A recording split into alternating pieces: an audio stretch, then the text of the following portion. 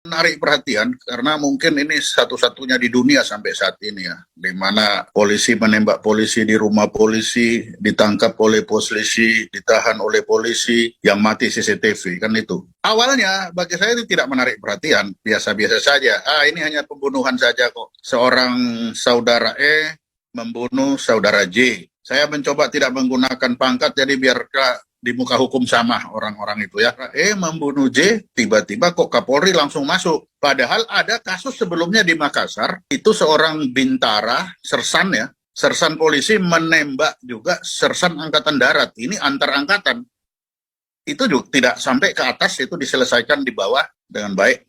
Yang fakta yang kita lihat, bisa lihat bersama, itu adalah matinya saudara J. Itu fakta. Kita mencoba meningkatkan fakta ini tembak-menembak. Saya mencoba fakta ini tembak-menembak. Karena tidak mungkin orang mati, tidak ada yang membunuh. Oke, saya ikuti dulu logika berpikir dari Polres ini. Tembak-menembak, oke, tembak-menembak. Tapi tembak-menembak belum selesai, sudah muncul pelecehan seksual. Lalu ini yang mana ini sebenarnya nih masalah ini? Kita harus dudukkan dulu permasalahan ini di mana. Karena Pak Kapolres ini datang dengan membawa map, dan dia bilang ini hasil otopsi bagi korban. Maka kalau bicara otopsi itu adalah korban.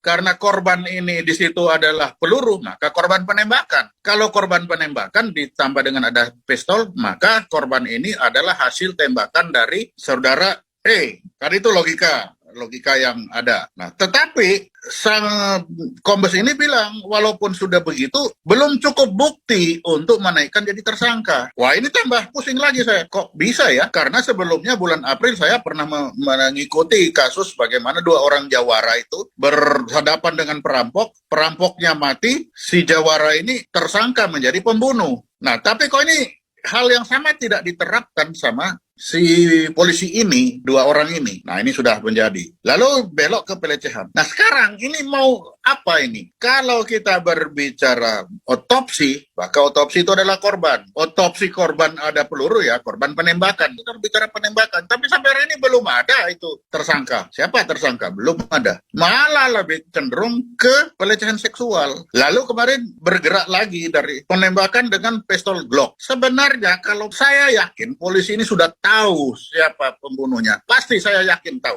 Dari tiap pistol itu punya nama. Artinya punya nomor. Dari nomor pistol itu akan tahu siapa pemegang pistol itu. Pasti polisi sudah tahu itu. Begitu dia pegang, dia lain nomor. Zaman sekarang nomor itu kan langsung ketemu. Nomor ini pemegangnya siapa. Nah, tinggal lihat aja. Apakah pemegang nomor pistol ini saudara E atau siapa? Nggak usah diperbincangkan mengapa pistol ini ada di saudara E ini. Kalau saya bilang ini pistol raja-raja, ya sudahlah. Kalau raja-raja, ada enggak nama raja di dalam situ? Karena pistol ini, saya punya pistol juga, ini kan ada ini contohnya. Ada yang beginian ini. Nah, dan ini tercatat ini. Ya, kalau kita mau menguak, ini nggak usah jauh-jauh. Ikutin alur si pistol itu. Ada 2 pistol itu. Ya udah, pistol 2 ini namanya siapa?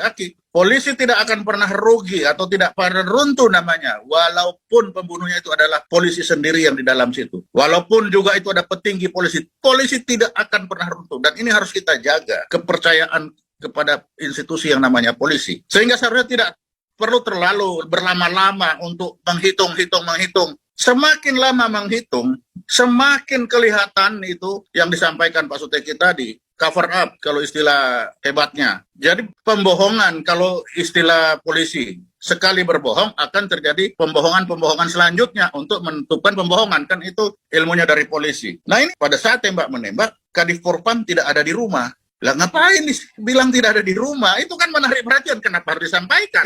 Nah, ini melanggar kebiasaan lagi. Raja-raja seperti Kadif Propam itu rasa-rasanya kalau PCR dipanggil, PCR kamu sini. Aku periksakan gitu. Zaman aku kan begitu, nggak tahu kalau beliau lain. Kalau begitu ketemu, peluk-pelukan, tangis-tangisan, keningnya dicium. Ada apa ini? Dari situ saya udah bisa menyimpulkan bahwa minimal Pak Fadil ini sudah tahu itu. Sehingga ada rasa iba. Aduh, kenapa ini teman saya kok begitu ya? Ada rasa iba sehingga dia ingin membesarkan hatinya. Pak, rakyat tidak butuh cerita itu. Yang rakyat butuh sekarang pembunuhnya siapa? Kan itu, catatan harian sang pistol. Itu aja. Karena sang pistol itu punya catatan harian. Mulai dia datang, mulai dia diserahkan kepada orangnya, siapa yang pakai, berapa peluru yang diserahkan, berapa peluru yang masih ada catatan hariannya.